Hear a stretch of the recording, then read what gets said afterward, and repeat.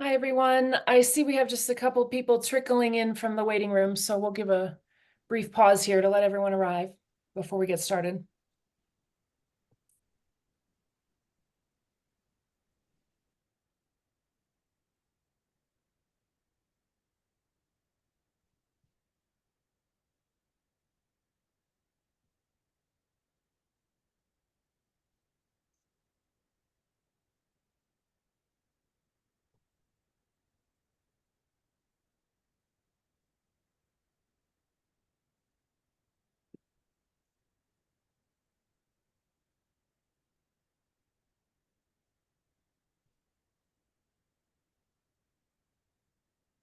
Okay, well, I'll just get started with some of this housekeeping here. If we have any more late attendees, they'll have a bit of respite before we get right into the meat of this. But thank you for attending our forum tonight. It's the Green Burial Council, How to Ensure Your Eco-Friendly Burial or Funeral. My name is Emily Miller. My background is I'm a licensed funeral director, and I was doing that type of work when I realized we were behind in Colorado on natural burial options. So now I'm the founder of Colorado Burial Preserve, which is a natural burial ground in Florence, Colorado. And I kind of bridge both worlds between my traditional mortuary and cemetery background and now the eco-friendly and natural death care movement. So the GBC, I'm on the board. The GBC is a volunteer organization, and without the support of our sponsors and generous donations from the public, these free events may not be possible. If you find tonight's information valuable, you can find information donating at the link that's behind that QR code. My partner in presenting to us tonight is Sam Perry, and I will let him introduce himself to you all. Hello, my name is Sam Perry. Like Emily said, I am also on the board of the Green Burial Council, and I am a licensed funeral director in Indiana and Illinois.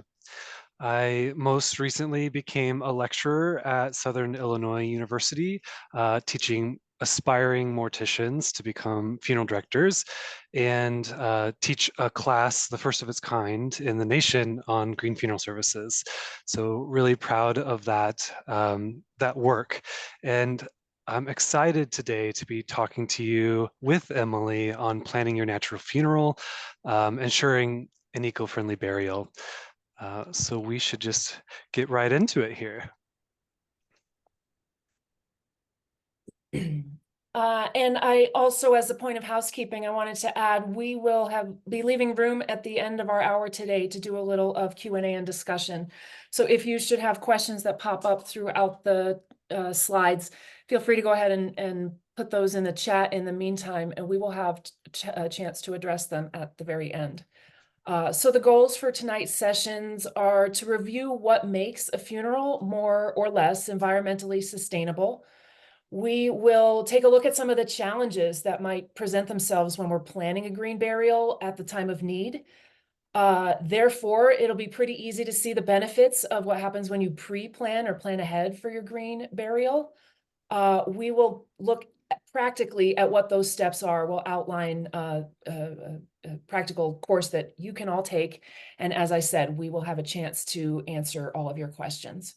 So let's go ahead and see the next slide.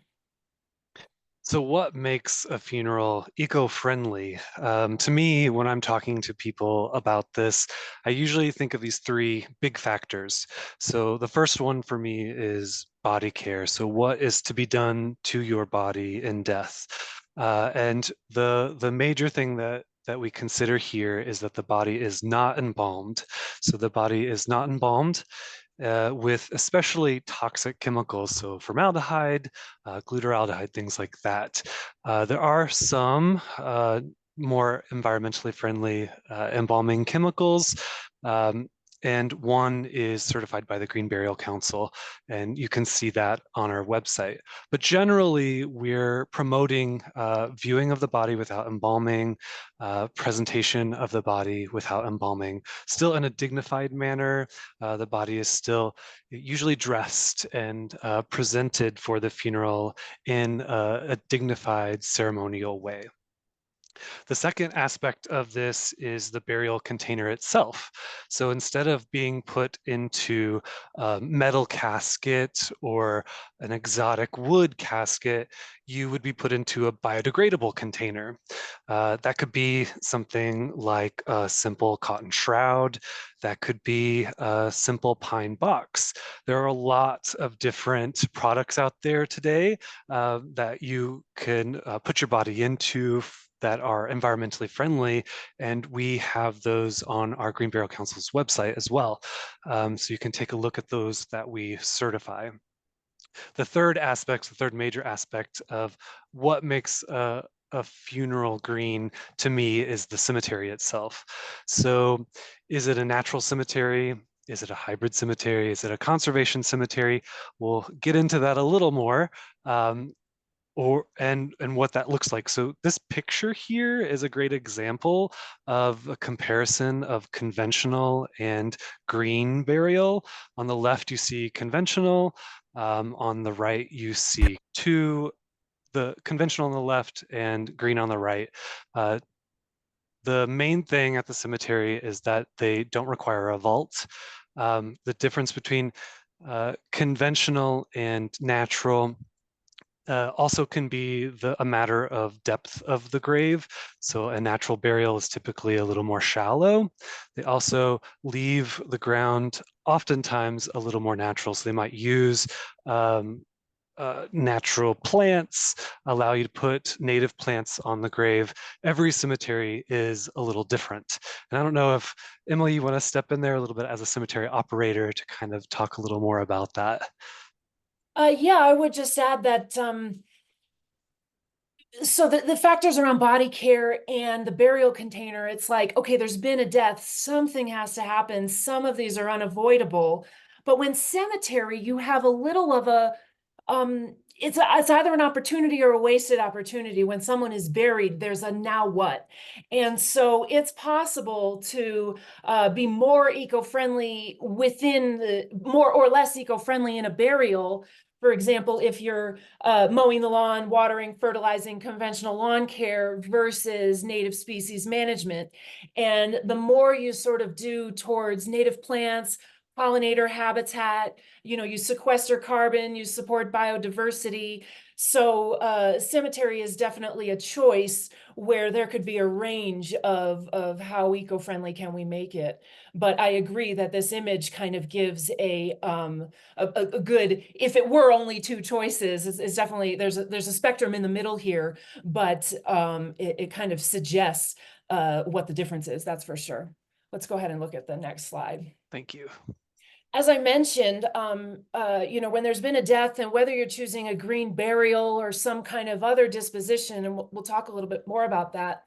Disposition is a fancy word for meaning what happens to your body after you die. It's like related to the same word of dispose, but we don't mean that, because of course it's meant to be perfectly respectable, and in fact also the ritual around it, the traditions can be very healing and important parts of disposition. So, there's always going to be kind of an unavoidable footprint to the fact that someone died and a business or more than one sort of came to serve. Someone drove to the hospital, someone's running a mortuary refrigerator off electricity. So as Sam said, that the choices of what you do with your body are ways that we can directly impact how much kind of material waste occurs at the time of a death. But some of the other things that we do around funeral and death deserve a look to be included in our planning when we think about the overall footprint of a burial or a memorial or kind of any gathering when there's been a death. Of course, travel, plane rides, car trips have an incredible, they make up a large proportion of each of our individual carbon footprint and fossil fuel usage. So we have a lot of digital, anymore. All funerals are Zoomed, and there's so many wonderful digital memorial products that I'm not saying don't travel for the funeral, but I'm saying if someone is really trying to look at the bottom line, these are some things you can look outside of. And so catering is something that I included on here because we throw away an incredible amount of plastic coffee cups at the end of a funeral. And, same thing with, of course, all the other accoutrement that goes with having the repast.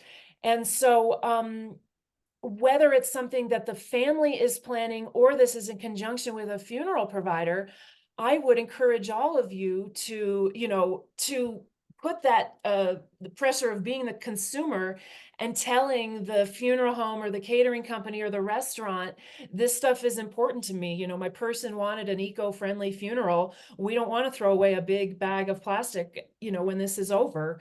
And I would extend that to not just the catering practices at the funeral home, but how they run their office too.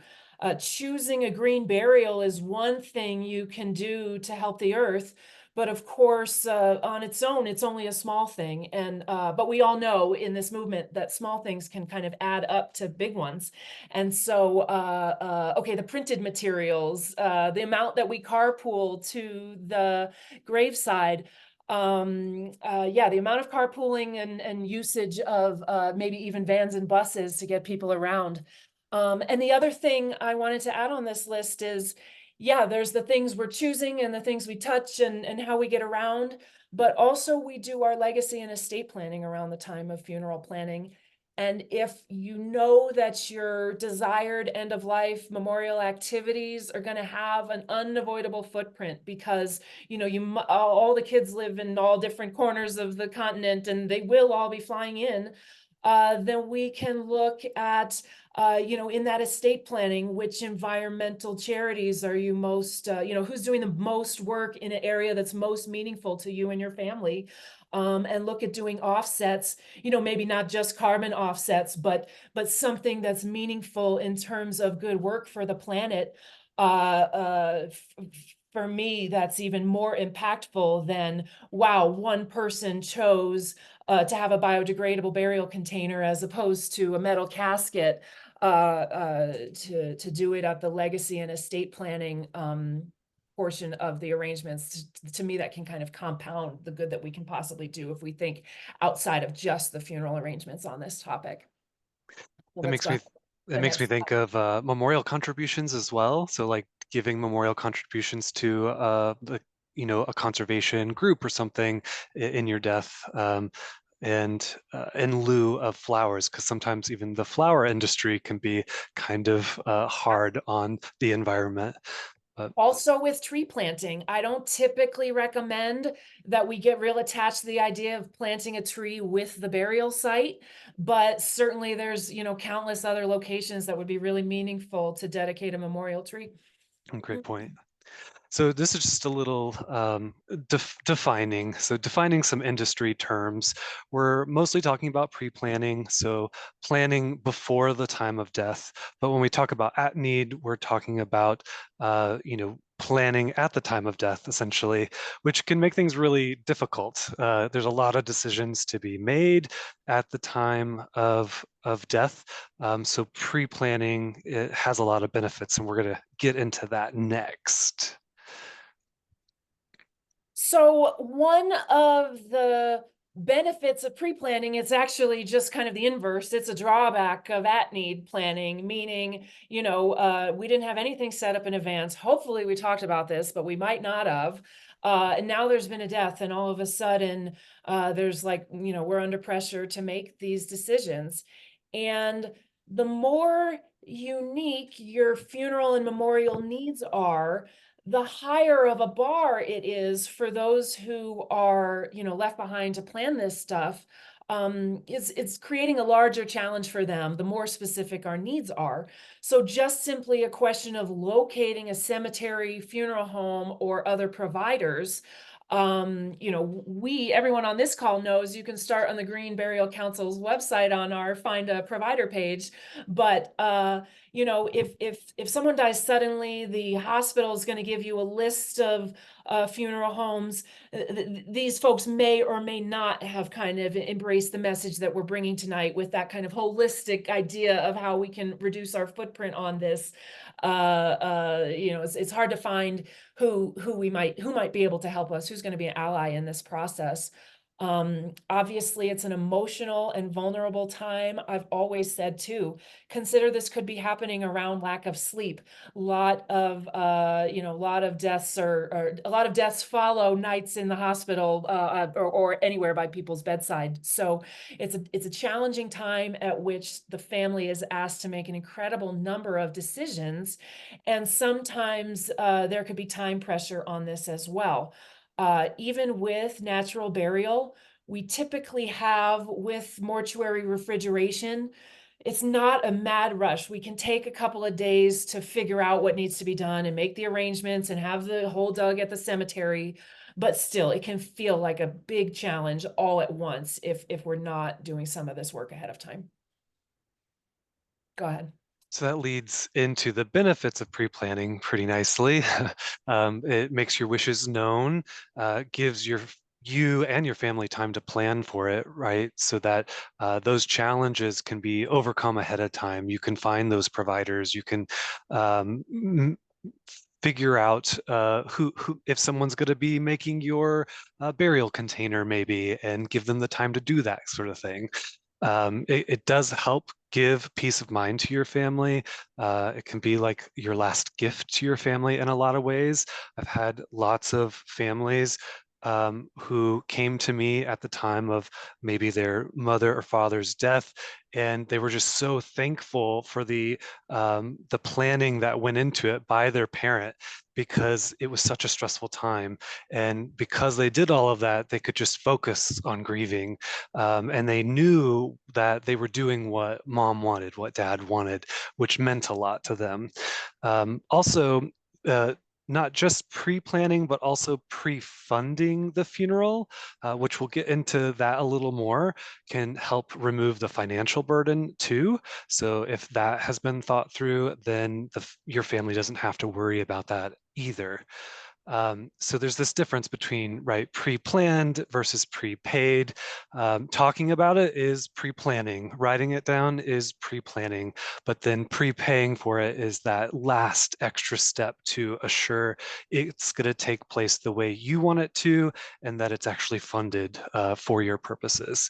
So as Emily mentioned, when a funeral is very unique, and in some ways in our modern world, a green funeral is still kind of considered unique. Not all, because again, some communities have been doing this for all time, but it is unique to some, especially some funeral homes that aren't used to doing this. So it limits, by pre-planning, you're limiting those barriers to green funeral services, because you've gotten the difficult things out of the way. You know what's going to happen with your body. You know that it's going to be refrigerated. You know what container it will go into, what cemetery your body will go to. So, So once we have made the wise decision to go ahead with pre-planning, I mean, these steps are still going to be applying if we're in the unfortunate situation of making arrangement totally from scratch at the time of need. But generally speaking, these are the steps that are going to go into a funeral arrangement. So gather those stakeholders in these arrangements, consult with the close family and friends that need to be there, that need to be a part of this, that are going to support you as you make these decisions about what the choices are. We'll also need to gather information, the vital statistics and obituary information. One of the big things that a funeral home does for you is file the death certificate. And this is what's going to allow them to procure the burial permit. And the death certificate has all these vital statistics, like health department questions, and they ask you about your family in a way that you're not used to hearing. Like, what's your grandmother's name? That's easy. But no, no, no. What's your dad's mother's maiden name? Wait, that might be hard. And then also, where was she born? So stuff like that around Social Security, around if they're a veteran, their VA, their DD 214, that information about their military service. If there's to be an obituary, the little steps on where you graduated from and what were your important achievements in your life. All of that is so much easier to get when you can still speak for yourself. And there's a good amount of it too. So there's a little bit of homework. And we're going to show there will be some resources on how to help gather this stuff. So definitely there's a step around budgeting and the financial planning. We're going to go more deeply into all of these steps. In some cases, you might find that an eco-friendly burial is less expensive because we are saying no thank you to some of the things that a conventional burial they make you purchase. But we're still talking about cemetery property, services from a funeral home. So there's a lot to discuss here. Obviously, that'll be related to selecting what type of services you even want to do with disposition, which again means what to be done with your body, and then more broadly about services, whether there's going to be, a graveside gathering, a funeral home gathering, a gathering in the home, etc. To select the providers, we want you to have a lot of great options, and they're all interested in eco-friendly death care in your community. But certainly, especially on the cemetery side, we might have to do a little research on who's going to provide this. Decide who will execute. So you need to appoint an agent, kind of make sure that there's not going to be any fighting over this, and also that we're using the laws of your state around who's in charge when all this needs to be executed. And then number 7 is a circle back.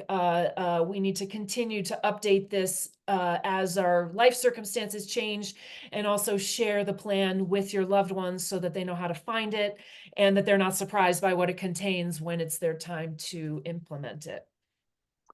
Go Okay, ahead. let's get into the details then. Like we said, the first thing you can do is just to start talking about it. It's a great step in flushing out all of the details, right? It's never too soon because death has no schedule, unfortunately. You never know when it could happen, so the sooner you talk about it, the better, because then your family will hopefully have at least those details, right, available to them. It helps them know what they're doing right, essentially. They remembered that, oh yeah, no, dad didn't want cremation because it wasn't environmentally friendly. And so they know that it feels better. It would have been what he wanted, to be buried directly into the ground. The details of death are not super predictable either. So the more you can talk about it, the more you can kind of um, be able to adjust in that time, right?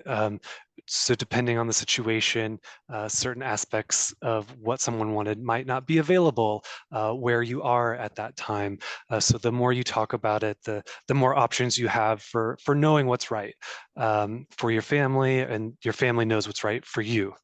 So questions you might start asking yourself are, how do you want to be remembered? So Emily talked about vital statistics as it related to a death certificate, but also how it relates to an obituary. What would that look like for you? How do you want to be, how do you want people to read about you? What does your family need in your absence? So, this could be passwords. This could be access to certain accounts. Maybe you're, the person that always cooked. So having those recipes available to them, things like that. It's different for everyone, and we're all unique. And so, the answers to these questions will be really unique. And then I think what we're really talking about here today are what your environmental aims are. So some that we talk about at the Green Burial Council are, how does this protect worker health? How does this protect the environmental health? How can you reduce your footprint? Emily gave a great example, reducing the amount that we're driving, maybe even doing some carpooling through this process, choosing the right container, things like that.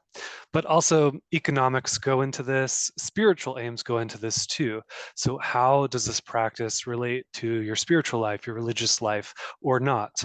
And how can that impact the services that you're going to have?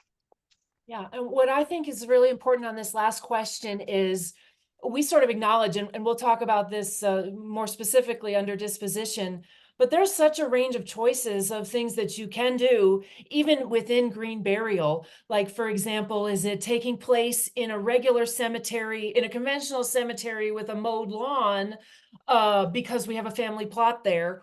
Or was this person a botanist and the native plants message is is such an important part of why they're choosing this? So I know someone who will not drive a car, does not own a car on strictly environmental reasons.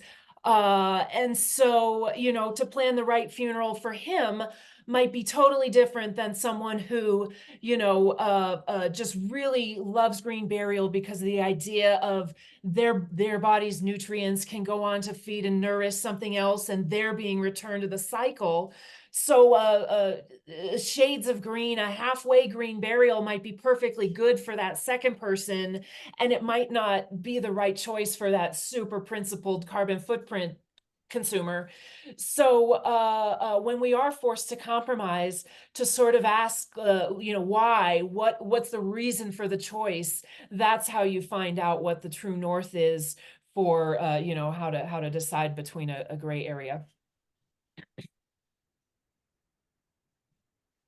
So I introduced this already. This is the information that the funeral home and the pre-planning counselor, or if you're just kind of making your own file for your loved ones, this is what you want to have included in there. So all of your personal information, including any other forms of names, if you have ever changed it due to marriage or any other reason, any AKAs you might have used if you ever did business with a type of name other than your current form of your name. Uh, these are used for the death certificate, for the report that goes to Social Security, and also for the obituary. They're used to label your body in the container when they're preparing you, all sorts of these things.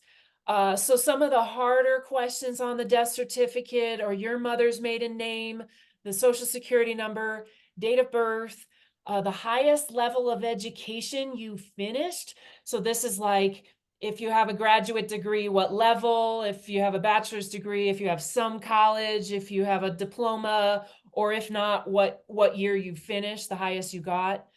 Family registry, passwords, accounts. So this is all to do kind of everything that no one else knows, your history, how to access this stuff. And then the question around how many death certificates will you need? So depends on what state and county you're in, but a certified copy of a death certificate comes at a price. And it can add up pretty quick if you just, someone might say, oh, hey, just get 10, you need 10. Well, all of a sudden that's $250. You only need 10 if you have a lot of different, like you pretty much need one if you have a life insurance policy, if you have investments. You're basically going to need one for every different trust company that's holding your accounts. But if you have different accounts, you might be able to get away with one per company, per umbrella company. You typically have to submit an original of those and you will not get it back. Every now and then you're allowed to submit a photocopy, but it's better to not assume that you can submit a photocopy. But also don't overestimate this because they do cost money. Let's see the next slide. So finances, unfortunately, death is not free. And so we need to plan for that, right? We need to plan for how much we could spend on this and how much we can put aside to help our family in this process. Prices, like Emily stated a little earlier, can vary really based on merchandise, services, and providers that you choose. So green funerals aren't always cheaper. I think a lot of people come into this thinking that it's always cheaper. It's not always true, because you know s- the cemetery, there's lots of parts and pieces essentially that sort of add up, that can make it expensive, make it just as much as a conventional funeral. So you can choose to take on certain aspects of the funeral, and you want to make sure you know your state's laws and regulations when it comes to this. But making your own burial container might be something that you do to help make it more affordable if that's what you need. And a funeral home can't deny that product if you made it. They have to allow you to use that by federal regulation. So just thinking about the important aspects. So you know what you're willing to spend money on, what you're not, and make it within your budget. There is some help from the Funeral Consumers Alliance that you can use. They do talk about pre-planning versus prepaying. They will suggest that you not prepay with a funeral home, though there are benefits to doing that. And one is that it will lock in prices at today's rate, so which can be a huge benefit. So I would, consider all aspects. There's a lot of avenues for funding your funeral, both by yourself or through a funeral home, and making sure that your family has access to those. And this really could be its own presentation because of how many options there are. But I just want to kind of emphasize that green burial isn't always cheaper. It really just depends on what you choose in this process. And let me add to that, when we are making at-need arrangements, almost all the time, the money's going to be due in full before the services can take place. Very unusual for funeral, and even less so for cemetery, that they would be able to provide service without payment in full. So on the other hand, pre-planning is the only time you then become able to pay it off in installments and set it up on a monthly payment plan, because we have the luxury of time, so that can be one of the other benefits of pre-planning as well, is it allows us to have a payment plan in place.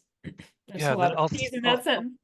yeah, it also made me think about how, this can be a unique funeral depending on where you are in, maybe the US or the world. So it's one thing to talk about it, it's one thing to put it in writing, but if then you fund it, and you're really securing this option, right? Ensuring that this option will be handled the way that you planned for it. Because not only did you put it in writing legally, you also funded it, which will secure and ensure this option for you. So just to get into what the options might be, we've been sort of broadly talking about green burial because we're the Green Burial Council. An old-fashioned return to the earth is basically the greenest thing you can do with your body. You can make it even more green if you have native species management perpetually in the grave site as well. But it's a modern world and we have a lot of options, and there is sort of a range of things we can do with a range of environmental impacts. So just in burial alone, some funeral homes call it traditional burial, but I call it conventional burial because of course a simple earth burial is so traditional, it is ancestral. But conventionally we've been doing it with vaults and embalming and impervious containers. So a hybrid or a modified approach might be, hey, can we go without embalming? Could we choose a biodegradable container instead of a metal? Will the cemetery let us do no vault? They may if we ask. Some cemeteries don't allow no vault, but they'll allow a bottomless grave liner that still allows the body to be in contact with the soil. A certified green burial cemetery will not require a vault, and then a natural burial ground or a conservation burial ground will go even further to have native species and conservation management of the property. I mean, sorry, of the burial site and the cemetery property as a whole. So those are burial dispositions. The body is untransformed. I mean, unless you have embalming, then it's partly transformed. It stays whole and it's put into a final resting place. And in most cases, that's just it, the final resting place. It's intended to be permanent. However, we also have reduction dispositions, which is a fancy way of saying something that happened after you died where we broke the body up. And of course, the biggest one of those that you would know about is flame cremation. The body's exposed to these high temperatures for a few to several hours, and it reduces the body to just bones that can then be pulverized into what we call the ashes. Flame cremation has a high fossil fuel footprint because we have to burn natural gas to make the 1400-degree oven go for a couple hours. And we've also turned all of the carbon in our body into CO2 on purpose. You know, we have carbohydrates, or all of our organic molecules have carbons attached to them. And during the cremation process, when it's flame, we turn them all into CO2 on purpose and send them into the atmosphere. Alkaline hydrolysis, also known as water cremation, is a more eco-friendly version of cremation. This uses a warm alkaline solution, meaning it's basic in pH. It's similar to, you might think of lye, to dissolve the body's tissues as opposed to burn them away. And what we get at the end is very similar. It's still the remnants of the bones and it's ground up, so it's very, ash-like. But this is a lower footprint process. It's really only the amount of, resources we use to heat the water. And also the nutrients of the body remain in the water. And they can be used to be sort of a life-giving fertilizer as well. So it has sort of a secondary eco benefit there. Natural organic reduction, that's body composting. It's been increasingly legalized in various states, so you've likely heard about it.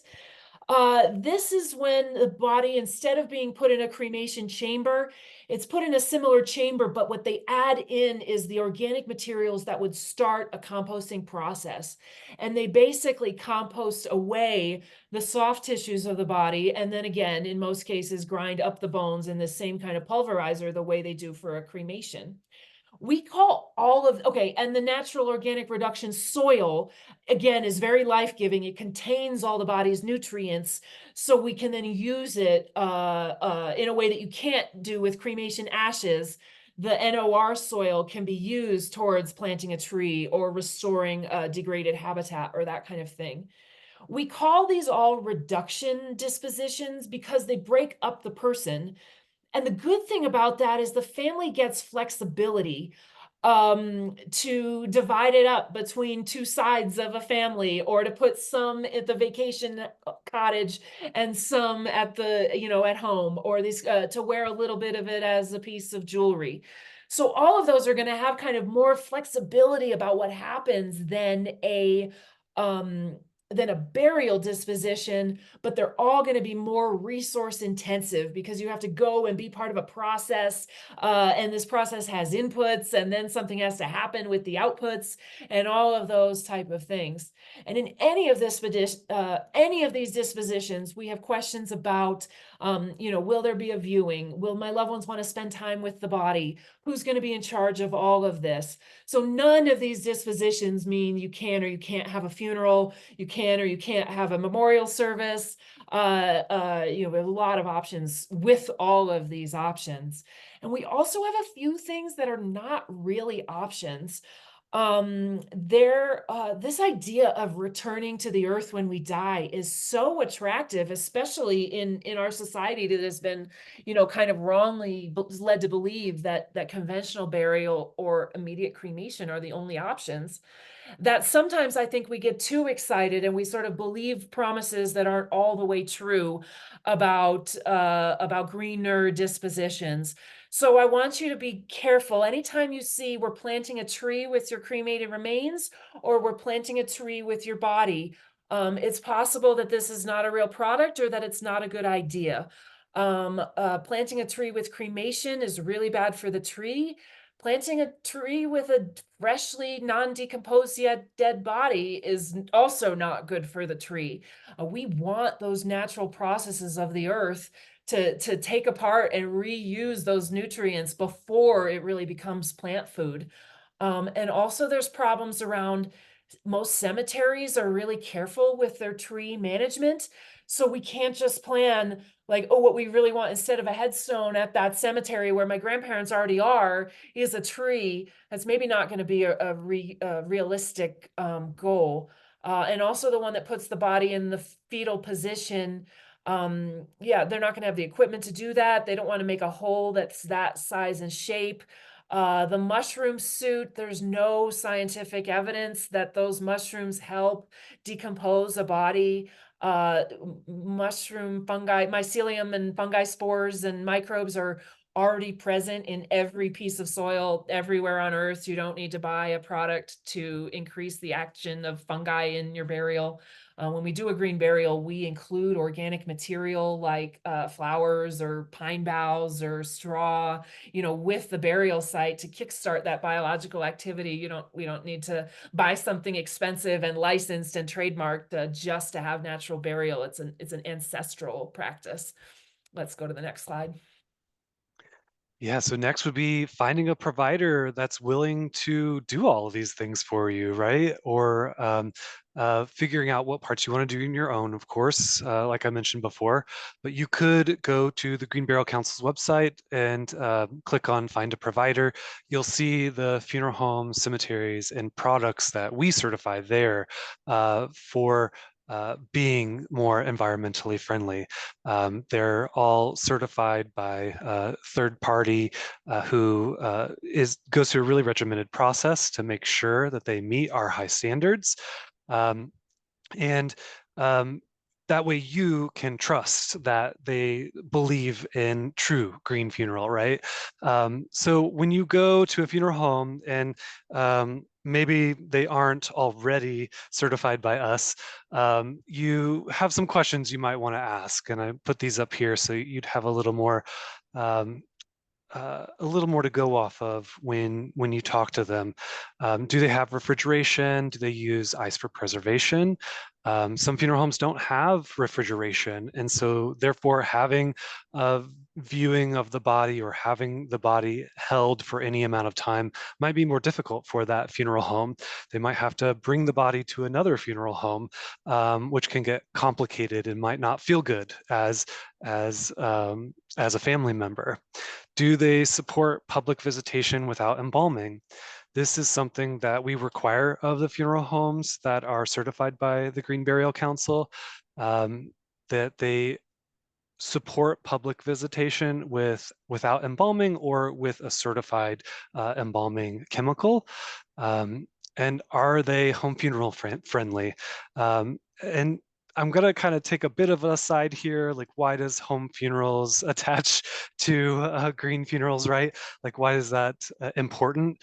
With home funerals, there is a lot of autonomy and things that you can do on your own if to sort of reduce the impact on the environment. So there's less traveling involved, right? You don't have to go to the funeral home. Everybody doesn't have to go to that location.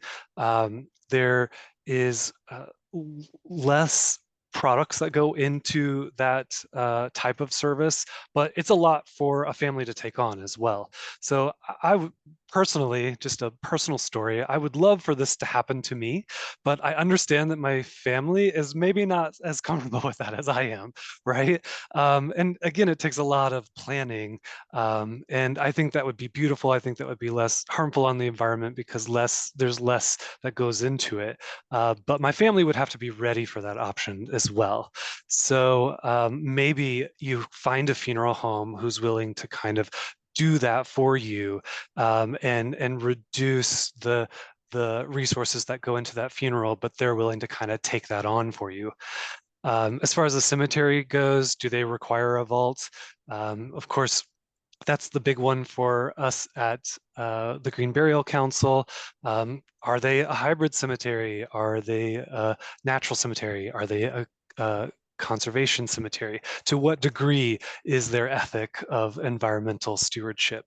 And then, can the body be shrouded or in a collapsible container? Some cemeteries have rules around this, especially conventional ones, where the body has to be put into a rigid container, and you just need to check in on that, especially for the conventional cemeteries. As far as products go, finding products that aren't going to be harmful for the environment. Of course, you can choose the ones that we certify so that you don't have to go through the rigmarole. But does that funeral home have sustainable products for you? Can you make it? If you make it, how do you make it environmentally friendly? Not putting toxic glues or lacquers, things like that in it. Making sure it's made of biodegradable containers, so not or biodegradable materials, so not polyesters, maybe cottons, linens, things like that. I'm going to kind of go on to the next one here then. Okay. So who will execute your burial plan? If you don't take any action on this, your state is going to have laws on what is sort of the normal, who would be appointed the agent in the absence of another plan. So typically it would be your spouse and then your children, and if your adult children, and if you do have two or more, they all have to agree. You need to have a majority of those children in agreements, and if that's two, you need two of two to be working together.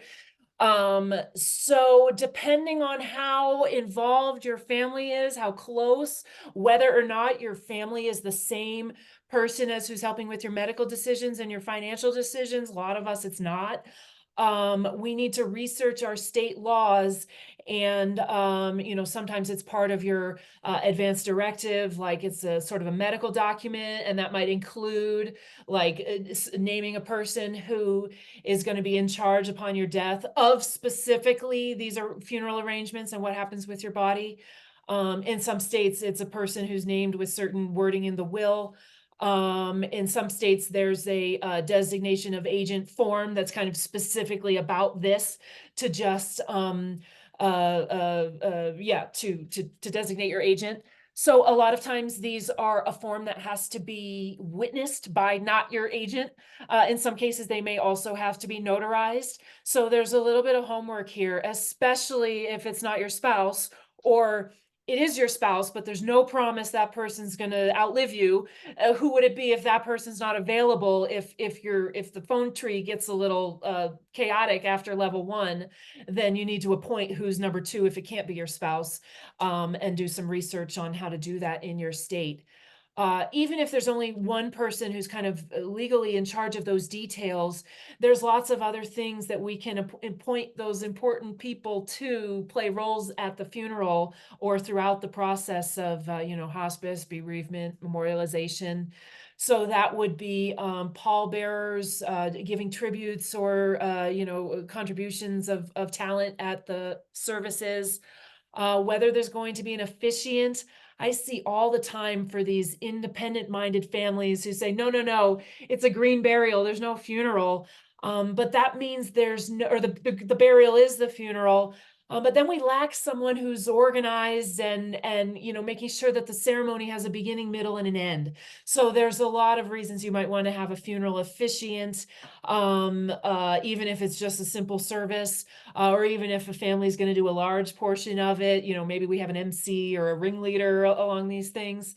And as Sam mentioned, it can be very personal to have someone make these items. If you have a seamstress to make a shroud, or a carpentress to make a container or a basket, or there's lots of, or even if we're purchasing an item to then personalize it, there's lots of ways that we can be involving the family and the community with these details. And I wanted to add on this question of making your own, let's double check with the funeral providers because we want to make sure it's going to meet the requirements for safety on handling a body. It needs to kind of have suitable handles, suitable structural stability on the floor of it to keep the person from bending. So if you've never made a casket before, it's good to check with an expert on that. And you can probably find some of that online as well. And we might have some professional help in this who will execute from your attorney, from your real estate helper, from your financial helper, from your hospice helper. There might be a lot of people helping that are outside the immediate family and loved ones as well. Next, please. Yeah, and I just wanted to add real quick, sorry, the agent to control disposition. If for any reason, the people who survive you don't agree with the type of funeral that you want for yourself, that is a great way to ensure your funeral, right? Again, we're talking about ensuring your green funeral, but I think this is helpful for anybody that has maybe an unconventional family structure, right? So looking into your state laws and seeing how this agent to control disposition works in your state so that you can ensure your funeral to happen the way you want it to. But yes, go to the next one here. Yeah, it doesn't have to be someone blood related to you. You could just be someone you trust as long as they're willing. Right, right. So continue to update and share. Again, talking about it, writing it down, and then hopefully funding it as well. But as you live, your plan will probably change, right? Because your death plan, your funeral plan should emulate how you lived your life. It should reflect who you were in life. And as you continue to live, it will continue to change and update. Or maybe like as a green cemetery becomes available in your area, you're going to update it to go to that cemetery, right? Or maybe natural organic reduction becomes legal in your state, things like that. You want to make sure that you update this plan to fit who you are at that time.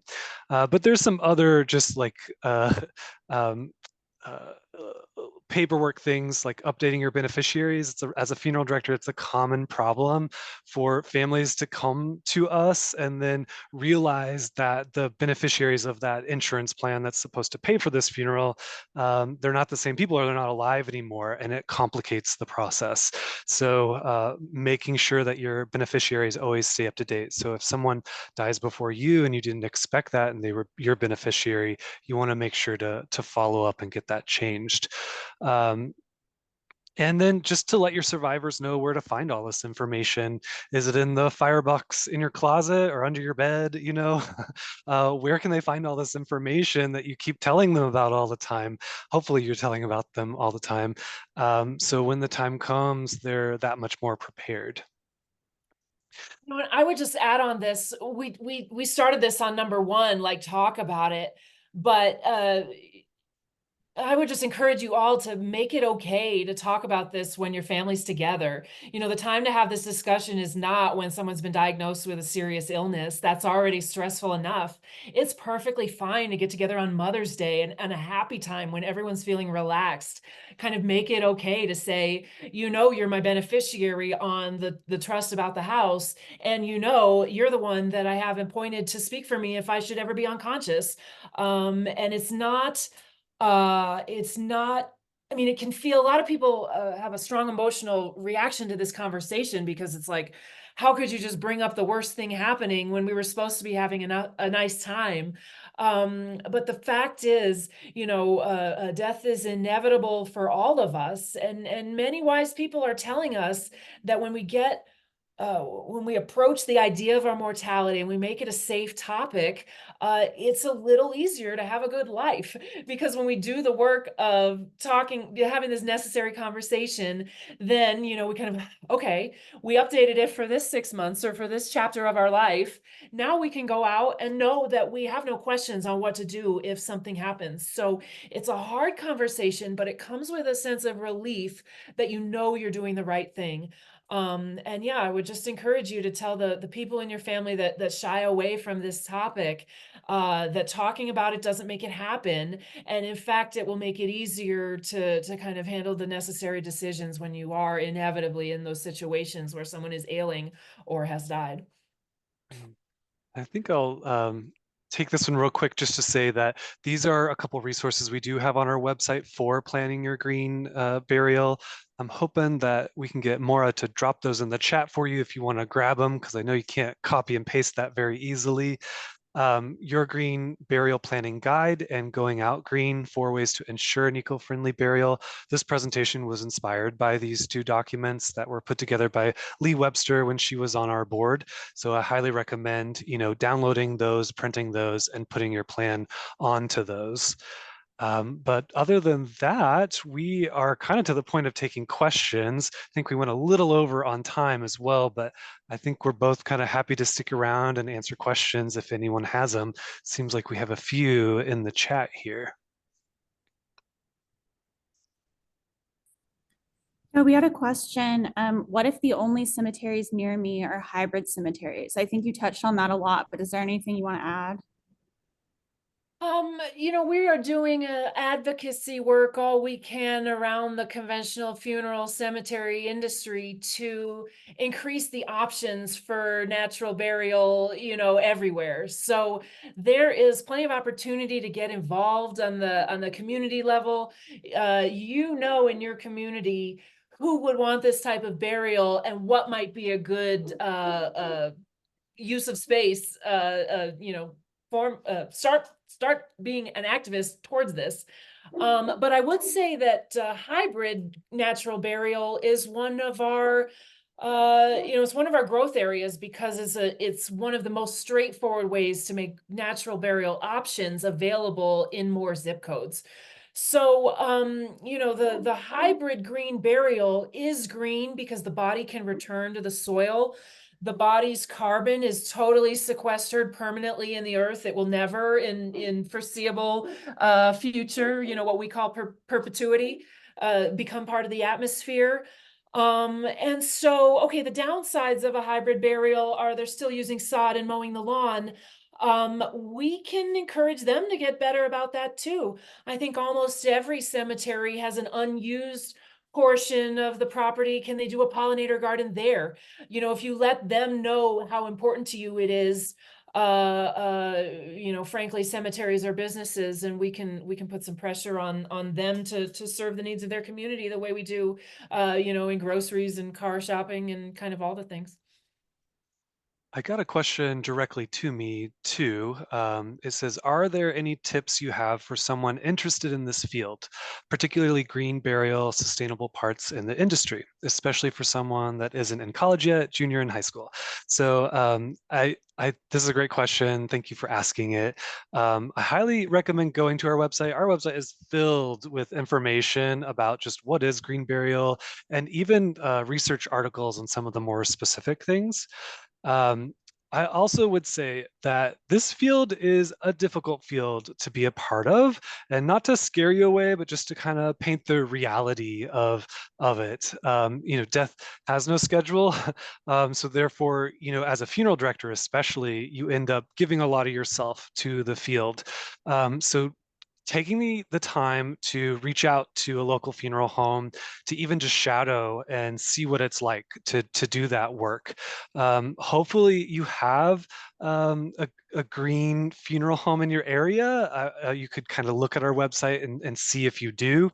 If you don't, we do have lots of forums, educational opportunities that you can take. I would also highly recommend going to mortuary schools that are close to your area and kind of asking them how this is represented in their program too. So those would be my tips on how to get into the industry. I don't know, Emily, as a funeral director, if you had others to add that to that as well, or as a cemeterian too. Yeah, I think there might be some path advocacy around land use or even ecology, right? So you and I both sort of share the same background, but when I think about what skills, have I needed to learn now that I'm on the, cemetery development side, I wish I had a background in, nonprofit land trust conservation, And I also had to, work with an ecologist to help me to understand how to manage a burial ground for environmental restoration. So you could certainly become an expert in environmental restoration and then turn around and develop an expertise in cemeteries without needing sort of a mortuary cemetery background. So certainly, actually doing green funerals is an important part of it, and it's a rewarding one because you have kind of hands-on with the people you help. But I think that if you have an aptitude for numbers, like, we need people working on the carbon implications of all of this. And if you really love being outdoors, then by all means, figure out the ways to re-engineer the open spaces in your community. That the local reimagining of space is such an important part of this.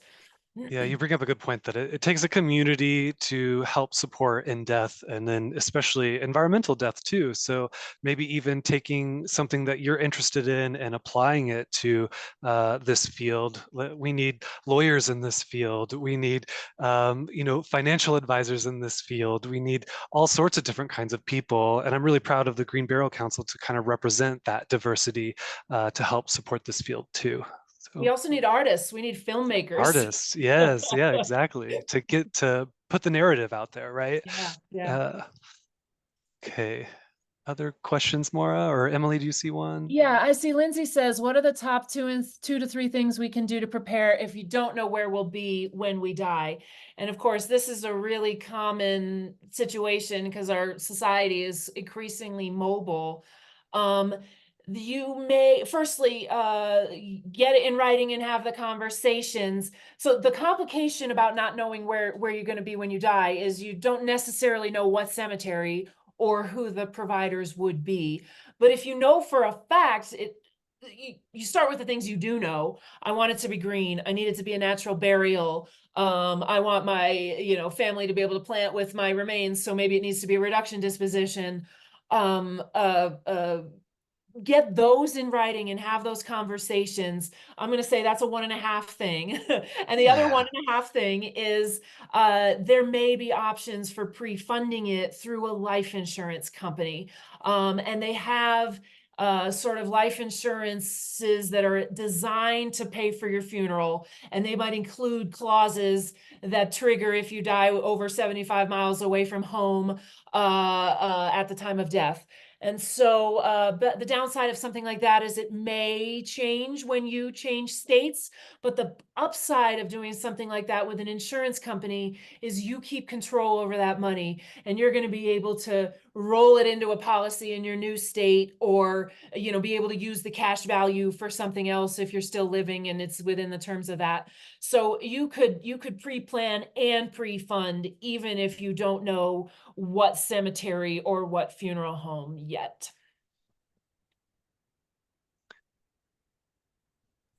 Let's see. I see. Oh, go ahead. So we have one, if I die in my state before I can move away, how can my final disposition be honored? Moving a body out of my state is illegal without embalming, and I do not want embalming under any circumstances. Aquamation is my choice, green burial second. I've given specific instructions in my advance directive, but I've heard that it could be possible by having funeral directors from both states work together. Can you say anything about this? My understanding is there's only one state where you have to be embalmed in order to leave the state. And that's unusual. In most cases, you can die anywhere and be buried anywhere with or without embalming. But I would say that burial without embalming is still legal. So, it's a problem if you die there, but not if you can also be buried there. And even if a cemetery doesn't have a page that says, yeah, we do green burials, I guarantee you there have been loved ones interred there that were not embalmed or that are in wood caskets. And especially as you go back in an old cemetery, the older it is, the more likely that that will have been the case. So for situations specifically where we might need embalming to travel, I would say we need to work on our advocacy around burial places, on having the conventional guys allow hybrid, and on having ecological natural burial grounds be developed there. And I do think that Right. We live in a society where supply and demand is a factor. And you know, if people are asking for this and people are telling the conventional cemeteries um that you're not meeting our needs, it's a service business. They are there to meet a huge need of responding when there's been a death. So I think we can make change. And I also think it's feasible to change the laws, you know, through regular old writing to your congressperson and letting them know that we're the only state who has this embarrassing law on the books. And you know, maybe it needs a relook. So I definitely think there's some possibility to improve the situation there before we need it. This one kind of goes along with that, so I kind of wanted to bring it up too. Who transports the body from the site of death? Is refrigeration required if transportation can happen within day 2? Can you use a sheet as a shroud? So a couple different questions though, but transportation's one. I wanted to just say that every state has their own laws that regulates funerals, what funeral directors do, burial. So it is important to kind of understand what your state's laws are regarding these things. So in Indiana, Illinois, where I am, it is by law required that a funeral director transports the body. So that is something that sort of gets in the way if that's something that you want to do here in these states. Or an agent of the funeral home. So if it's something you're very passionate about, maybe finding a funeral director that's willing to work with you to do this for your family member. As far as is refrigeration required, again, this kind of goes back to the particular state. Every state has a bit of a different law that around this. Some of them, like the one that we were just discussing, requires embalming to cross state lines. Others say that you have to, if you're not going to do embalming within 24 hours, the body has to be refrigerated at a certain degree within 24 hours. And that can be 40 to, it could be, I think it's like 30 to 40 degrees, depending on the state. So it, it really, and the time range varies too. So sometimes it's within 24 hours, sometimes it's within 72 hours, depending on the state. And then can you use a sheet as a shroud? I say absolutely yes. And if you want it to be very green, just look at the tag, make sure it's made of cotton, linen, something that's biodegradable, not polyester, because that's a really affordable way to go for a burial container, right? And also blankets, sheets can be really special to the family, to that person. So I absolutely say yes to that. Again, you might have to check with the cemetery that you're being buried at. If you're going to be buried and be shrouded, you might have to add a solid board under the body to make the body more easily transported, one, but also to just meet the requirements of the cemetery. I see Jennifer asked, she has acreage in New York. Would it be possible to donate it for a green burial space? What are all the zoning and laws and hoops? So this is definitely something that will vary state by state, but typically we're talking about the regular, it's the state laws around cemetery regulation. Sometimes you have to have a certain type of like professional license or credential. Sometimes you have to have kind of a board or be organized in a certain way. There might be requirements around if you have endowment care. And then on the local level, that's zoning is something that happens at the county level. That's who has a say over like land usage and can we even do a certain activity on this, or it's not building, it's not really development, but it's a usage as zoning says it. So yeah, it can be a lot, Jennifer, and you know, there are groups and individuals all around in 50 states right now with land or with boards of directors kind of trying to figure out ways to make these spaces possible. And that's why hybrid is one of the most powerful ways for us to get more green burials happening, because existing cemeteries are already meeting all of those requirements and they really just have to change their policies and then it's already good. But yeah, I would, let's see. So for just, starting the process of what would be possible for a new green burial space in New York, I would start with the state laws around what constitutes a cemetery and how is that regulated, and then your county zoning commission. Usually there's some type of approval process to get a cemetery approved. And also, if you email our info@greenburialcouncil.org, we can, send you resources specific to this question that can help you get a little more organized around this as well.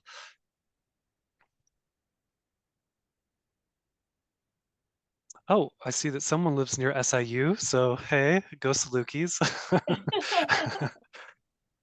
Please visit campus. I would love that. You can ask for me, and we'll show you all of our green funeral service programming here. So I love that.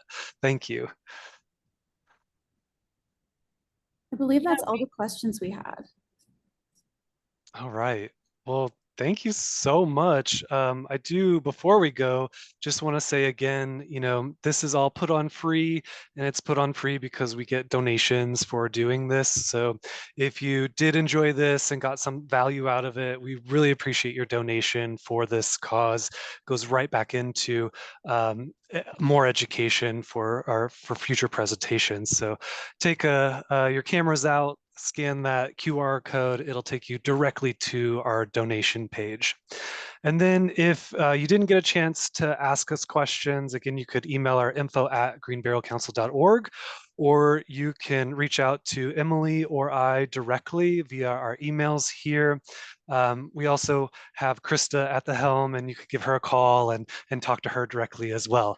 So lots of ways to reach out to us and find out more. So again, thank you so much for being here. We really appreciate the support. Thanks, everybody. Oh, I see someone just asked about the recording. Yeah, we were going to be, we have yes. recorded the session, and it will be posted to our website, and we'll email it out to all the participants. That won't be tonight, but we will get you the recording. Yes, thank you. That was a good clarification. All right, I think that's it. Thank you so much. Very well. Good night, everybody.